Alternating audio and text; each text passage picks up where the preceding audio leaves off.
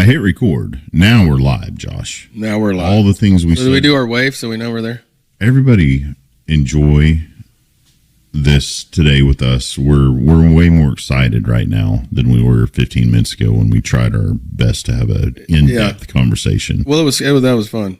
Yeah. Now we're on to episode 2 with our special guest. It's episode 2 of the second generation of our space here. I'm going to let you know right now, this is the Talking Energy Show, thanks to Oilfield Tailgate. I like to refer to it as the Oilfield Tailgate. Yeah, I want everybody to refer to whatever we do. Everybody has an opinion, and I appreciate that about you. And tell everybody where we're at. We are at Faro Energy Services, the office, OKC. It's in downtown Oklahoma City. Again, this is a speakeasy, a salon, a idea factory, a creative space. We want all oil and gas people to come down here and network and get to know each other, collaborate, bring new ideas to the table. Yeah, we've had happy hours, coffees. You name it, whatever. We've done all kinds of We can set a food truck outside, and we should all have, aspire to have breakfast, lunch, and dinner here together. We should do lunch here. And make more and positive impact on our industry. We can pre-thunder up here. Or each other, and make sure we talk to each other about what we're doing. But most importantly, we have a guest in the studio, and Josh was trying to tell me everything about you, and I was like, please stop. I want him to tell me the story. I was excited he was coming in. I am too, but it's so much fun for me to meet new people and have them tell me everything about them. So thank you for coming in. Please introduce yourself to the world. We have 45 million viewers. 45 million. Statistically, that's possible. It could happen today. Yeah. We're hoping to have 4 viewers. What do you think about this? Yeah, I think that I've been brought into something that my primary inquiry here is, how long do I have to keep a straight face? No time at all. No time at all. When you walked in and I saw that you weren't going to keep a straight face. that informs the version I'm going to tell you about, which one I'm going to tell you about who I am. The background here is just energy is near and dear. All of us that came through the oil field, there's a brotherhood there, and when somebody calls me and says, "Hey, we want you on a podcast in 5 minutes," that's all I need to know is where you're coming from. So it took you 20. You're in Edmond. Yeah, I didn't have my coffee this morning. You didn't. You changed your shirt, didn't you? I love fossil fuels. You knew what you're getting into. Before we get any further, so this is Galyn Black, good friend of mine, longtime oil and gas engineer, hydraulic engineer, petroleum engineer, now electrical engineer, and Galyn, we're so glad you made the trip down here. Spur of the moment, last minute. He literally had a 10-minute warning before he got in his car and drove down here. So we thank you for coming. Yeah, that's a better intro than I could have done myself. There you go. Where'd you grow up? The High Plains, affectionately, where my other dirt road hustler friends come from, and found my way down to DFW. I got tangled up with Aubrey down there in the Barnett Basin, right at the DFW airport lease, and fell in love with oil and gas, of course, at that point, and chased the rigs up here, and here I've been ever since. Did you grow up in a area where you were familiar with oil and gas? I did not. Playa Lakes, some cotton. Yeah, that was pretty much it. So you weren't really it wasn't even on your radar when you were young and impressionable and going to school. It wasn't, but when you go from a highly, I'm going to call it friendly, I always say bureaucratic environment like DFW Airport, even though there's a lot of profile there and a lot of entertaining things you can do with your life, compared to oil and gas, that's a whole new step change getting into this industry. When you went to college, what kind of spurred your because you went as an engineer, right? Why'd you do that? You're like, I love science and math, I like to solve problems, and obviously you weren't thinking I'm going to work in a cubicle my whole life and make somebody else a bunch of money. You're entrepreneurial. Yeah, well, and if you weren't, when you get into oil and gas, you get that way. But no, I remember a professor asked, why are y'all all here? We're in engineering classes, and it was one of those introductory ones. And I say introduce probably a year or two, and most people are like, well, I'm here to learn how to make money, and obviously that falls well short of the kind of opportunities and joy and camaraderie that you get in the oil and field. So yeah, a lot to learn there, but obviously ultimately the higher purposes and things, and those were really what drive you, and you can find that here for sure. Any internships that you found something that really was impactful? Nothing as impactful as being at DFW Airport, meeting some quality mentors, but above and beyond all that, when Aubrey McClendon came to town and said we're going to put 5 rigs continuous on one lease, and they looked at me and said, "Hey, Galyn, you want to be the guy that runs this?" And I said, "Well, sure. I don't know what I'm doing. I don't know what an oil rig is." The Barnett show, man, it was fun. Hey, it's coming back. I'm absolutely, everything's going to come back. So Galyn mentioned when Aubrey gave him the opportunity. That's how I met Galyn. Was your second adventure with Aubrey over at American Energy Partners, which was also a ton of fun. Like, what a group that was to work with. I was actually visiting with Adam Doty the other day, and he said, "Man, it would be fun to go back and redo all that." We had a hell of a team put together over there. It was a lot of fun. The oil field brought out the best in everybody, and it still does. Yeah. But that was a dynamic team. I mean, just anybody that's worked for Aubrey knows, like, it's go, but it's so fun. You feel invested in the project that you're working in, and so, like, man, you don't hear people gripe about work or not enjoying it. It's every day is pretty fun. But yeah, it's crazy. I'm in my entire existence, I don't think I've ever heard anybody say a bad word about that guy. That's impressive. I mean, that's absolutely. He assembled some really good teams. Yeah. My brother-in-law, Kevin DeLay, when Aubrey left AEP, grabbed Kevin and went over there and did a lot of neat things. And just under his tutelage, flying in the jet with Aubrey all the time and going to meet, the investors and starting up, new portions of what turned into Permian Basin resources and White Star, all of that. Kevin was able to graduate and go run operations for Nadel Gussman. And then, he came to the realization, well, man, I have all these tools. I'm going to go out and get funded by private equity myself, and I'm going to start up Quantum Energy, because he is such a power and force and educator. And man, my brother-in-law Kevin loves natural gas. He's very long and very bullish on it, and he knows the future of it like you do. That's our molecule. That's Earth right now needs natural gas. That's our favorite molecule. Will we all have modular nuclear reactors in the future? Probably, but they're not here yet, and I need energy right now. We have natural gas. You can imagine if data centers had been popular back when Aubrey was making the case for his bridge fuel. Wow. Yeah, he was a little ahead of his time there, wasn't he? He often was. He was a couple decades ahead of his time. It breaks my heart because he was right. So you led me straight into my next question. So one of the most interesting things about what you're doing now is it's tied directly with these data centers. So I want to jump straight into that. I think it is. I want to make a huge commercial for you and what you're doing.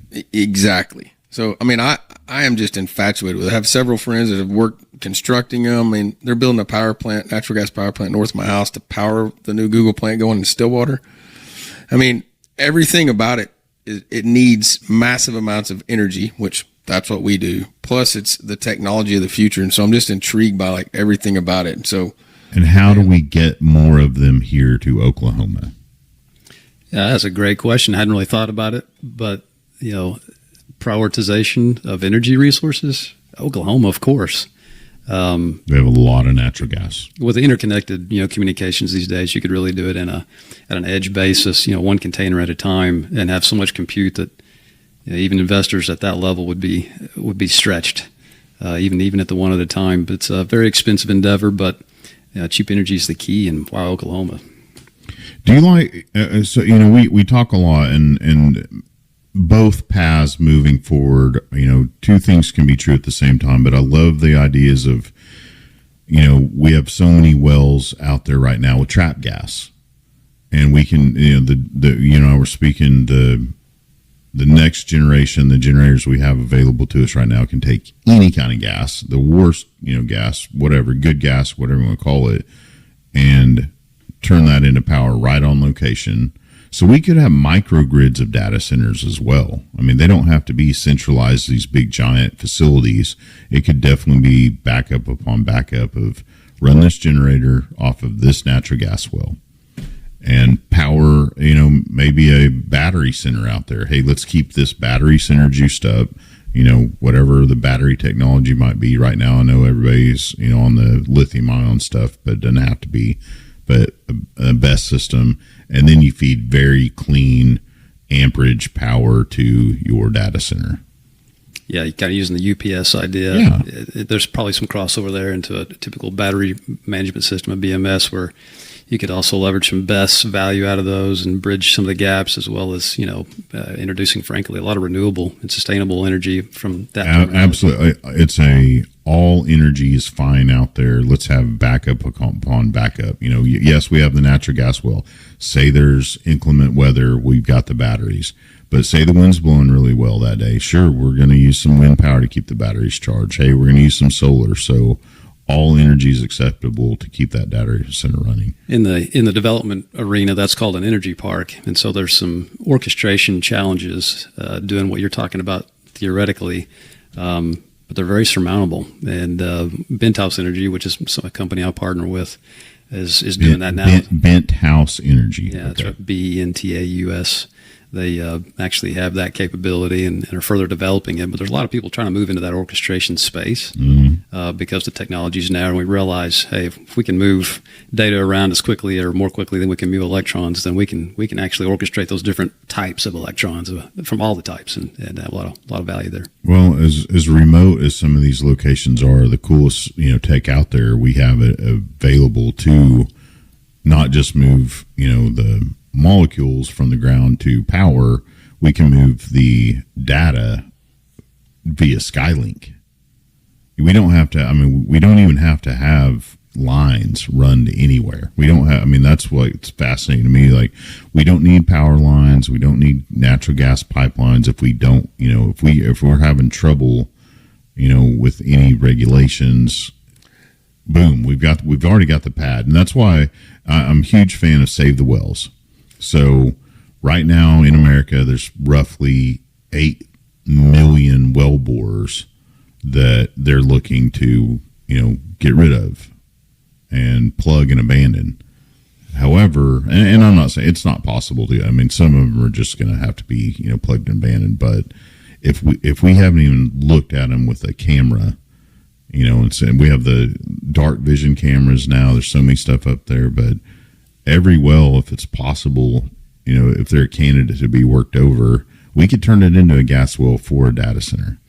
Yeah, and aggregations of those in cooperation with all the other types of energy. It's very doable at this point. And even if it's in Starlink and you need something with extremely low latency, like the AI-based data centers, yep.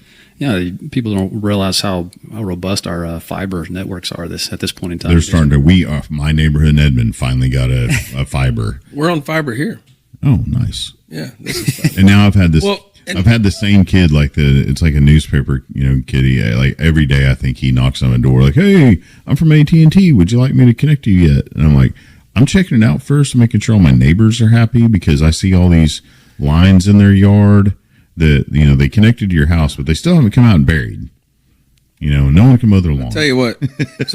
So at Stillwater in Payne County, Central Electric is one of our main power providers there. OG&E does too, but CREC went in and they put in high-speed internet via fiber, but they ran them right below all of their power lines. And so we have rural fiber internet out in the country. If you have power from Central Electric out of Stillwater, you have fiber internet at your house. Nice, smart. And so it was about a 3-year project that they did, and they offered it, to everyone. I don't know anyone that has power from CREC that does not have high-speed internet now. We run everything off of it, but it's amazing. It changed living like rural out in Oklahoma. I don't think people understand what fiber is. It's unlimited speed. Unlimited speed. Yeah. We're running at 990 megabytes per second, which is you're not curtailed by the network now for the speed of it. It's really the hardware end-to-end points at this point. Yeah, and I think like we were talking a while ago about, or Galyn was mentioning the amount of power needed.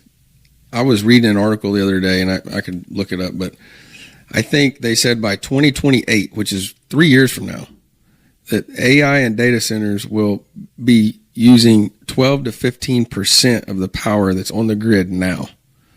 And so with everything else coming online, I mean, the need for energy in this country is bigger than it's ever been. I mean, it is truly an exciting time to be in the energy sector right now, even though we've got suppressed pricing and, you go office to office like we do every day. Not everybody's really bullish on oil or natural gas, but I mean, I don't see how you can't be staring down the barrel of data centers using 12% of the power in a country that's already having rolling blackouts as we're speaking. Well, it's not just that. You just got electrification of everything these days, and so many industrial processes. People don't realize that, so Texas, what they released their forecast, their 5-year forecast, they went from 90 gigawatts up to 140 some odd.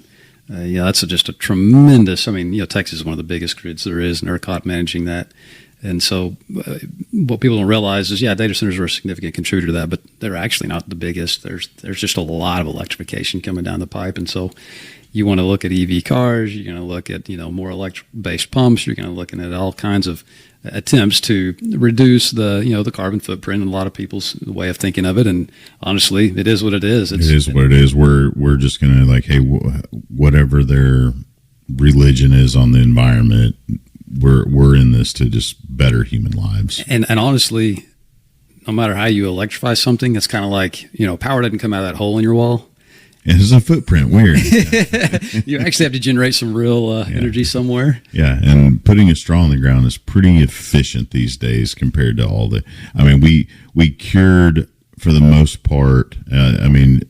This generation that beats up on us a little bit because of the stories they've been fed, but acid rain. You ever hear about acid rain anymore? Stuff like that. Like, we don't burn coal like we used to. Oh, well, Al Gore said we were going to be dead by now. We were going to burn up.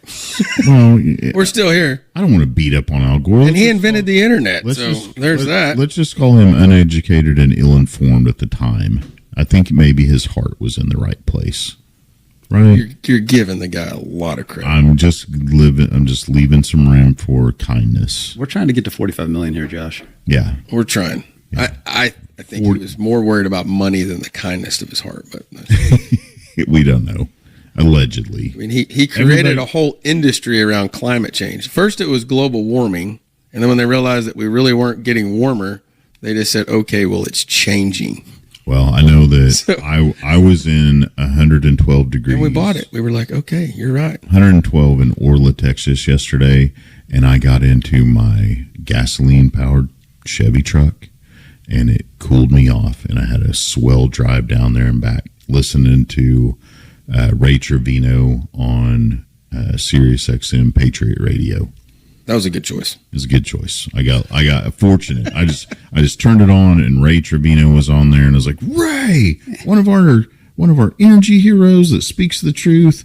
And then, of course, he was talking about our friend Chris Wright, who's up in Washington now, leading the charge on that. We've got Kyle Hostfight up there. I mean, people are paying attention to really smart energy leaders. Finally, we need to get Trisha Curtis up there to Washington too, and more. I don't disagree. So we are simpletons when it comes to AI. We've just scratched the surface about talking to it, but so explain to everybody why they're building these data centers and why they're necessary. Well, back when Al Gore invented the internet, somewhere around that time frame, it was kind of the age of big data.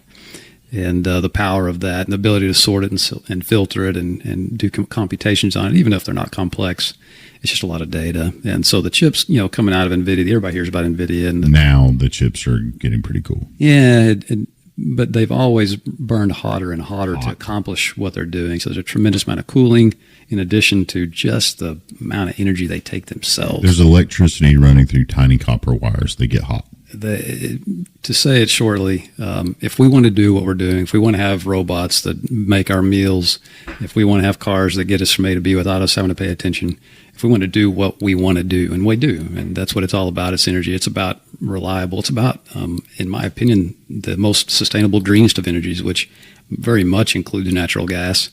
And you're looking at all the copper wiring that it takes to electrify everything. Well, that's coming from mines being dug in Argentina and China, and those are strip mines.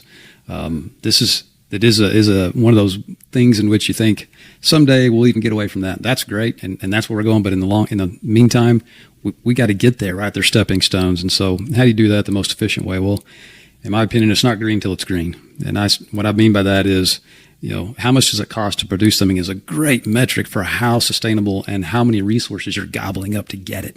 So if it costs you twice as much to do something, guess what? You destroy twice as many resources to get it. And those resources might be your own time, but whatever, that's important. That's the most valuable resource you have. It might be granite rocks or coal seams somewhere you're digging. Whatever those resources are, if it costs twice as much to generate that electricity at the end of the day with all your levelized costs, you destroy twice as many earth resources to get it. And so how do you get that? How do you move along the way? What are those stepping stones? Natural gas has got an incredible advantage, and I consider it extremely green. And maybe it's not the end game. I know it's not the end game. We're going to have all the other forms that are eventually going to take over. But right now, if you want AI to move and develop into the age of big data and take advantage of that, you need the energy now, and that's where we're at, and that's what people want, and rightly so. Well, we're sitting on. There you go. We're sitting on a whole lot of it in Oklahoma. I don't even remember the numbers anymore. But as our geologists and our petrophysicists, can all show you, we haven't scratched the surface. We are set up really well. I mean, no one's even really gone after like the deep gas over here in the shelf, stuff like that. I mean, we can overnight go out and run over to western Oklahoma in the Panhandle and go get deep gas. It's great. Well, and the naysayers of, I would say, the people on the side of what we would call green energy, right? It's not there yet. Like it's just a word. It's not even really been invented yet. And so the only clear path to get to where we want to go to even have a chance to have green energy in the future. It's not green.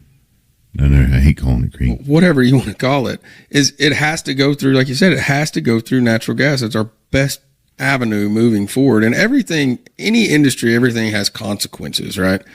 And so I don't care what you do. I mean, well, I know for a fact Galyn did extensive research on all of the wind farms here in Oklahoma.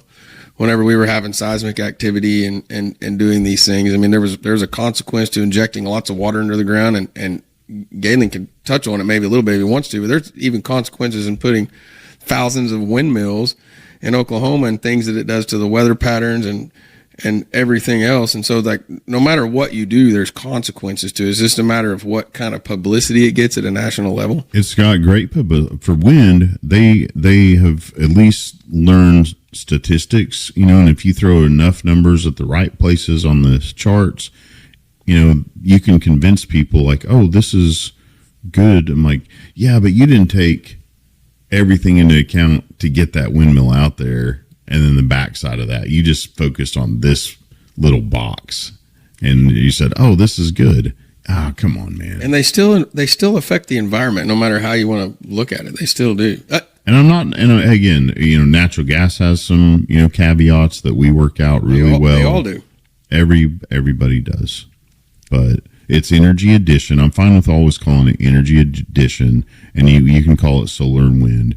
But man, the marketing guy who said someday, let's call it green energy. Genius. I really want us to move to fossil fuels is now called earth energy. What do you say? I like that. I think the green stands for money because they printed money. That's just it. I was the first person ever deposed in the state of Oklahoma on seismicity. And so there's some things there I'm willing to talk about to your segue, Josh. Some I'm not, just because I have too many emotional scars from that discussion. But it was one comical anecdote. I can't help it. But back when we were really deep in, causation is not necessarily reflected by correlation. And we stumbled on really just a 1-for-1 between windmills and earthquakes as they increased over time. The megawatts from windmills as they went up, just so tight on the correlation.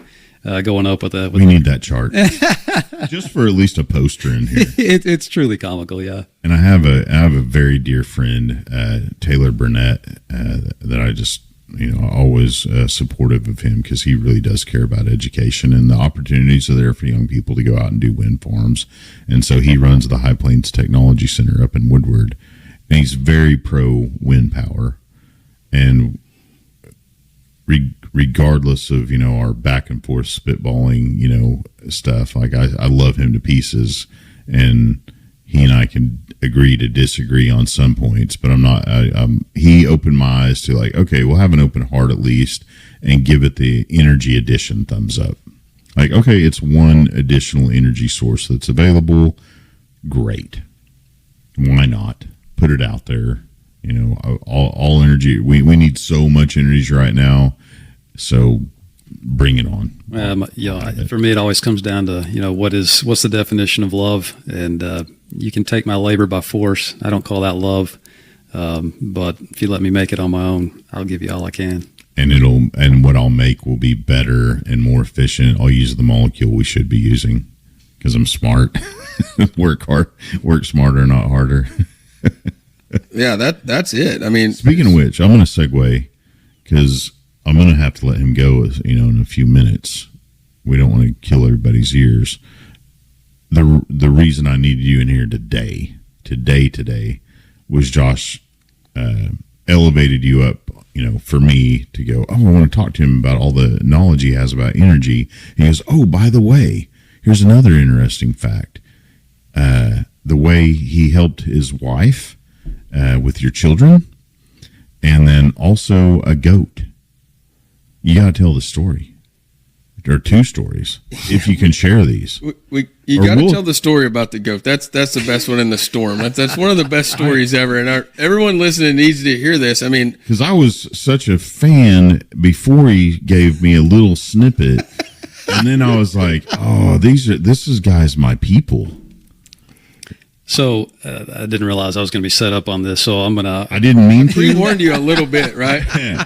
Yes. I mean, you knew you're like the excitement in our voices had to give it a touch. Now I see the real reason I was brought down here. Oh my goodness gracious. So the oil and gas industry blessed me to have a property that we had enough room to do some natural things. We were hobby, organic, sustainable farmers. And we had our own cows, goats, chickens. We knew every molecule went into everything. It was trying to create our own little organic utopia. I say we loosely. My wife, she was the health Nazi, but really, yeah. So she's right. Sorry, she is, and I was super glad to support her in that. But for the kids, it was also a huge blessing to have all the animals. The responsibilities goes with the animals and taking care of them. We had one son that was just an animal guy, and he wanted goats, and we were trying to have one of our first, on our farm, one of our first new goats. And of course, in Oklahoma, if you're trying to do something special in the spring, you got to factor in tornadoes. So we we had one of those really fortunate coincidences of tornado and goat birth at the same moment, and the goat was struggling, and we ended up having to do a C-section, which I second as a midwife. People don't know that, but or maybe better said, just a doula. But great evening, not success on all fronts, but I will say at least that the tornado, though it got within a mile. In our part of the world, you look at your phone, you see how big it is, the EF rating, you see the trajectory where it's going. You're like, yeah, it's going to miss me by at least 500 yards, no problem. let's get this goat C-section underway. We have better things to do than worry about the tornado. And I'm looking at that goat like it's basically a turducken. I get 2 goat tacos out of this. Yeah. So the next day, like we knew roughly where Galyn lived. We knew the tornado had to get within a mile of his house. And so we're asking him, hey man, is everything okay? He's like, oh, yeah, man. And I was like, had to give a goat a C-section in the middle of the tornado. And we're just like, wow. And what? Repeat this and tell me the story. Yeah. Well, that's the short version, but I don't think y'all want to hear any more about that. I don't know. I mean, the kids all now know how to do it, right? Have you taught all of them all this stuff or are they willing to, do they know their dad's a legend? No, they don't. They got to come in here. I hope they see this. So Galyn loosely, he alluded to the fact that he's a midwife also. Yeah. But, so he is the only guy that I know, and I know thousands of people. He one day at work, is a true story, correct me if I'm wrong, he ran home on his lunch break, delivered one of his children, and then came back to work. It's a true story.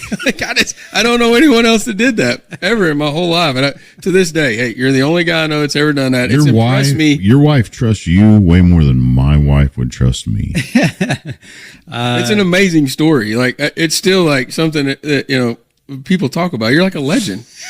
I mean, that's incredible. Most people, maybe go to the gym on their lunch break or whatever. I want to be your best friend. Galyn Black. I just want to go live under his tutelage. Make sure that I'm not missing anything in life.